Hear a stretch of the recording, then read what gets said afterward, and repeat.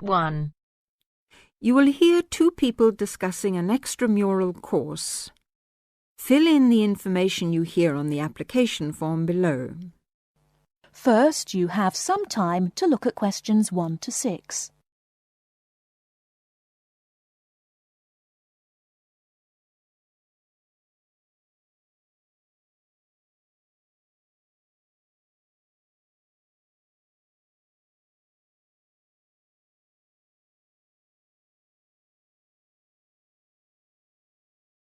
Now, here is the conversation. Hi, Jenny. What are you doing down here? Oh, hello, Steve. Well, I'm trying to fill in this form, but I'm having a bit of a struggle as I sprained my wrist playing tennis yesterday. Don't worry, I'll do it for you. Let's have your pen. Right, fire away. Let's see. I want to do the drama and theatre studies. I'd like to get the certificate. The course number is 60201. No, sorry, 202. It seems to be on Thursday at 7:30. Yes, well, we don't have to put all that down. Now, I suppose we can call you Miss?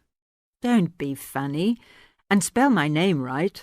Well, if you'll have a name like Jenny McPherson, let's see, it's M-A-C. No, big M, small c, no A. Right, M-C-P-H-E-R-S-O-N. Yes, okay. And don't forget it's a capital P, McPherson. Now, what's your address? Well, I've just moved, so it's 6 Westway Avenue, Longford. Hang on, don't go so fast. 6 Westway Avenue where? Longford. What's next? Your phone number, daytime and evening. Well, I've only got one, as we can't have calls at school in the daytime, so put down the evening one. 605-4829. 4829, OK. And you're a teacher. How old are you? 29? Wish I were.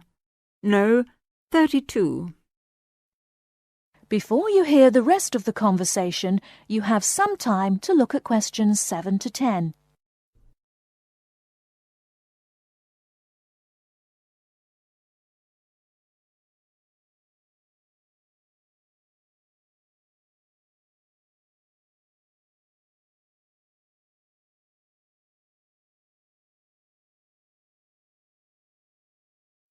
Now listen and answer questions 7 to 10.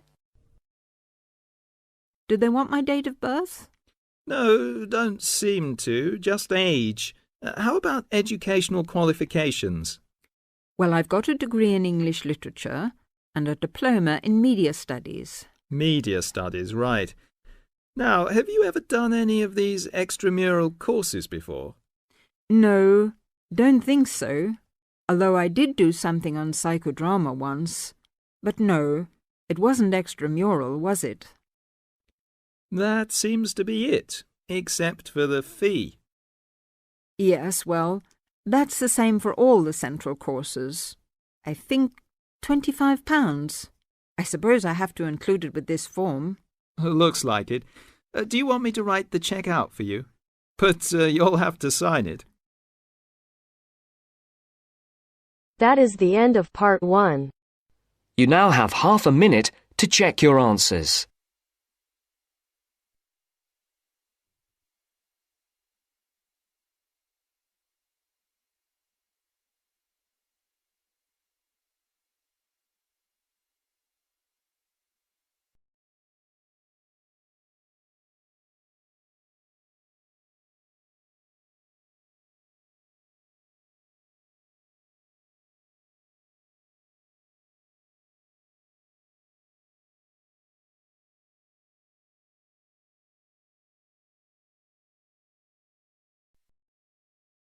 Now turns to part 2.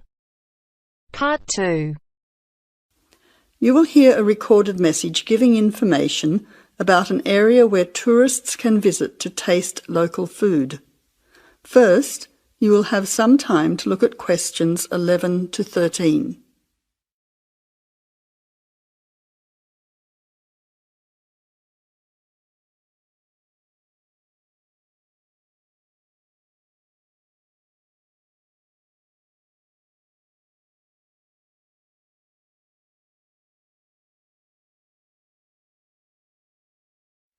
Now listen carefully to the first part of the message and answer questions 11 to 13.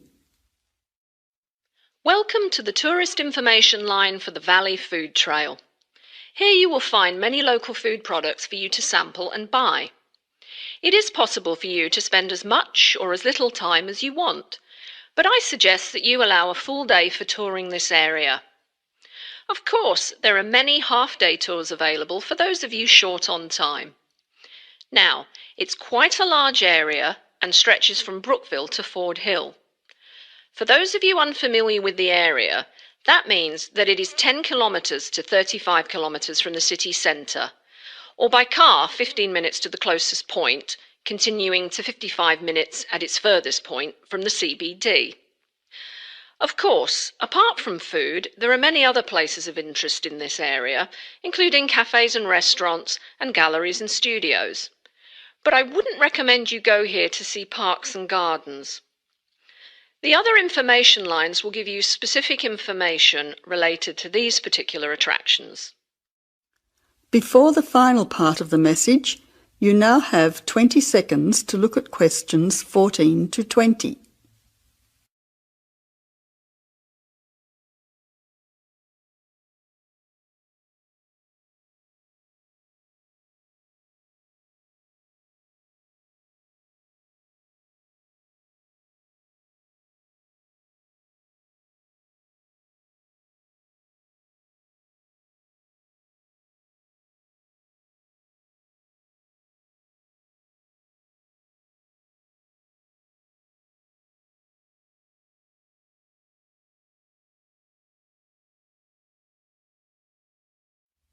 Now answer questions 14 to 20.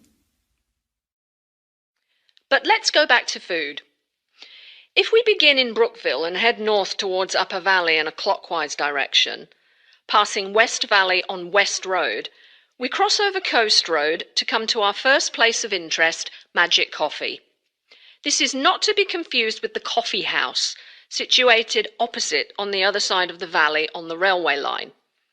Magic Coffee is next to the Chocolate Company, which is on the corner.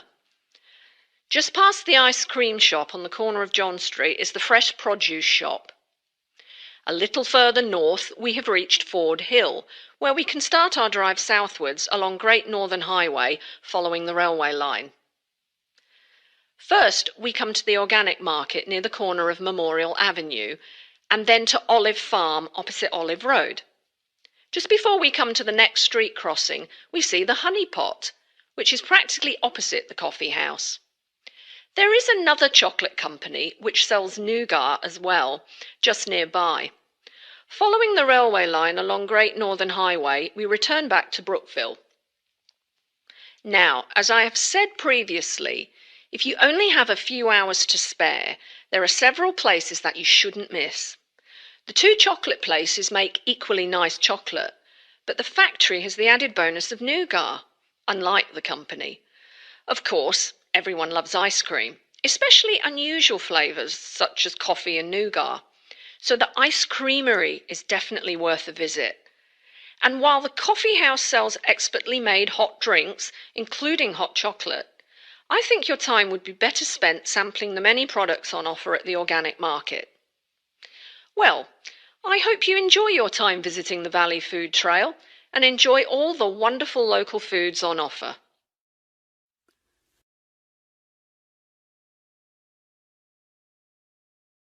That is the end of part 2. You now have half a minute to check your answers.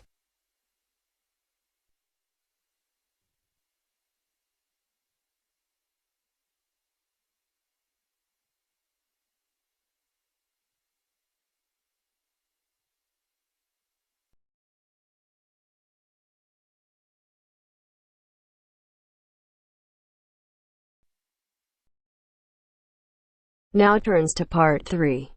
Part 3. You will hear two university students talking about a music course. First, look at questions 21 to 23.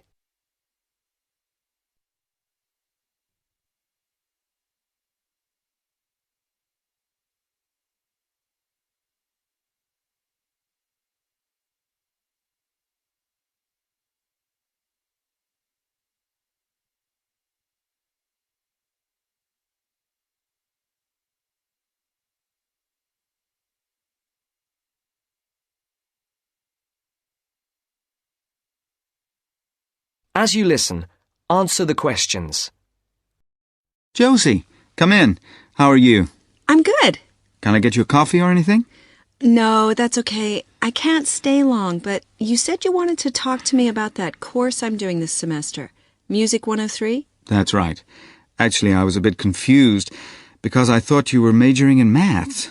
That's right, I am. I'm doing 4 maths modules this year, but it's an optional course. You just choose it if you're interested, and you can do it whatever department you're in. Why? Are you thinking about doing it? Well, I'm not sure. What are the requirements? What? The course requirements. I mean, what do I need to know about music to be accepted on it? I do listen to a lot of music, everything from hip-hop and rap to classical. And I can sing, sort of. Well, for a start, one special thing about this course is that it's distance learning. You don't actually have to be at the university to do it, and you don't have lectures. So you've got to be able to work on your own without someone telling you what to do all the time. Oh? Oh. No, that should be okay, I reckon. I'm more worried about the actual musical stuff. Like, I don't know how to read music. That doesn't matter. They don't assume that. You'll learn as you go along. How's your maths? Not too bad. Right. Some of it's quite mathematical, so you really need to be strong there. But you play the violin, don't you? I don't play anything. You don't need to. What about computer skills? You're okay there? Yes, reasonably. Does that matter? Yes, I'd say they're essential.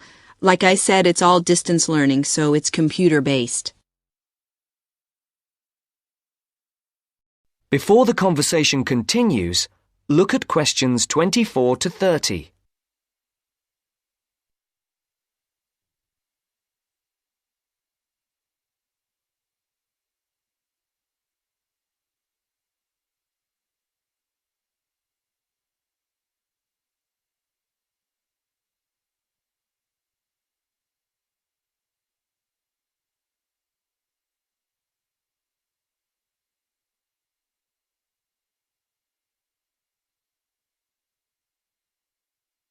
Now listen to the second part of the discussion. What about lectures? You don't attend any. It's all online. So lots of the students aren't here in Canada at all. They're studying from home all over the world. We've got someone from my group in Jamaica and a couple from Taiwan. Oh, and some from Hong Kong as well. So, how does it work? Oh, well, there's a multimedia course website on the internet where you can listen. You can listen and watch at the same time. And of course, you can do it at your own pace. So if you don't understand something, you just go back. Or if you want some more examples of the music, there are links there to things that you can listen to. There's quite a lot of theory, but it's all done through musical examples, so it's practical at the same time. Like in the last module I did, we looked at a bit of the music from the movie Star Wars. The Darth Vader theme, you know. Dum, dum, dum, dum, dum, dum. Yeah. Oh, yeah. Then we looked at a theme from Wagner's Tristan and Isolde. Do you know it? Written in the 1850s. And we could see there were all sorts of parallels between them. And that's a feature of the course. We often look at modern Hollywood themes to illustrate concepts in classical music. It sounds really interesting.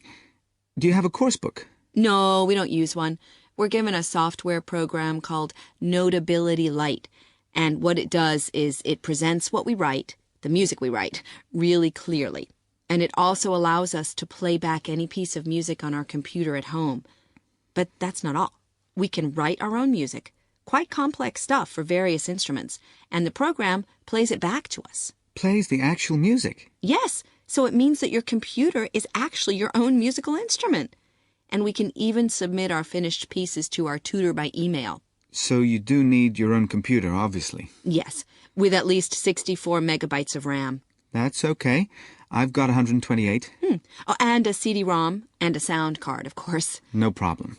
So, how long is the course?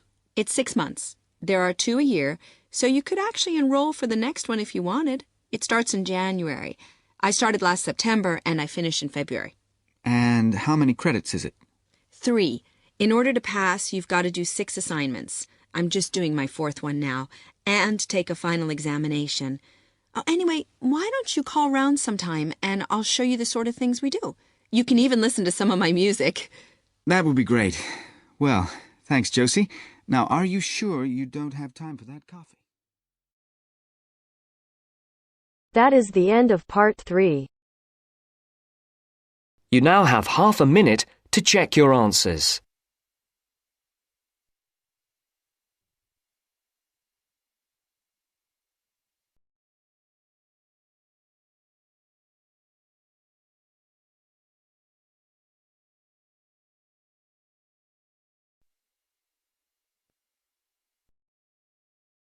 Now turns to part 4. Part 4. You will hear part of a lecture on the current and future use of mobile phones. You now have 30 seconds to read questions 31 to 35.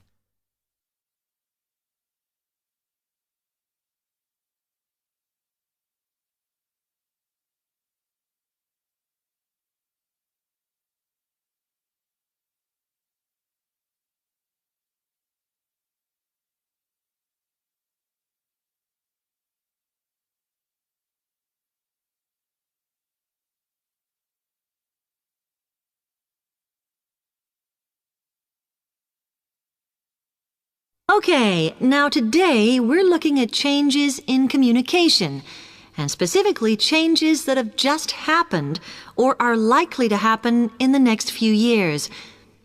Key to this is the mobile phone, which is increasingly being seen as an all-purpose system rather than just a phone. If you only use your phone for texting and making calls now, you will be amazed at how you'll be using it in the future. The technology has been developed for a range of other uses. For example, phones could be used so that if you are meeting someone and they get lost, you could send them a map of your location to help them. This will save all those complicated explanations over the phone and our poor friends or colleagues trying to drive and find out where they are at the same time. And if you get bored waiting, or if you're traveling, for example, you will soon be able to see TV news on your phone as it is actually being broadcast. This means that you won't have to miss any of your favorites if you were away for a few days. Most people have got used to texting now, and young people send pictures to each other. But what is exciting is the possibility of putting music with them before you send them. And it's not all frivolous. Phones are going to become even more critical in business and education.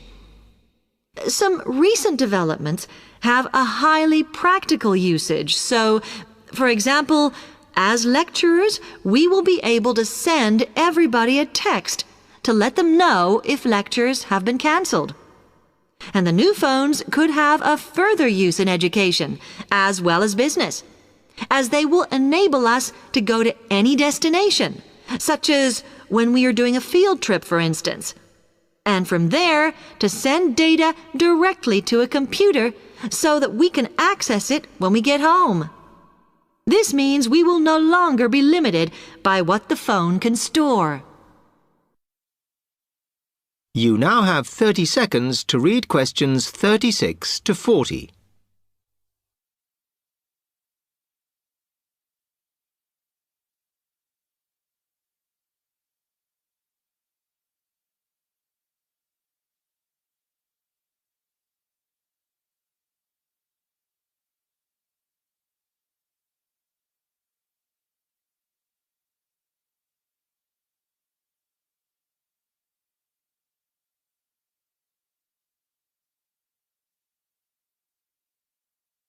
And it's interesting to look at the different ways that men and women use phones now, as that does affect how the technology will develop.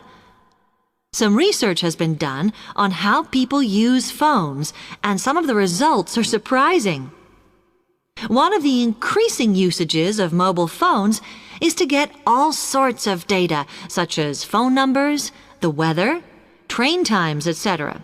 And while there's been an attempt to set up connections with things that women might be interested in accessing, it is overwhelmingly men who do this. But what about the traditional use of a phone? To speak to people? I suppose we would predict that it is mainly women who use phones as a method of contact for friends and family, but, in fact, the genders exploit this facility equally.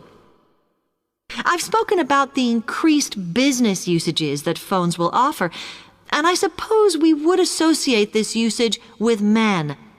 The survey picked up, though, that women are often working from home or catching up with work in the evenings, so they use phones in this way as much as men do.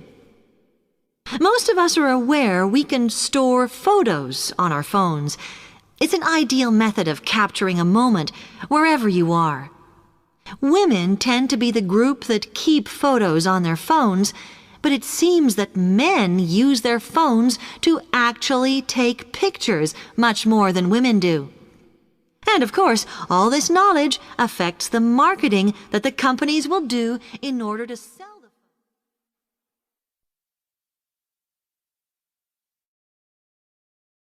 That is the end of part 4.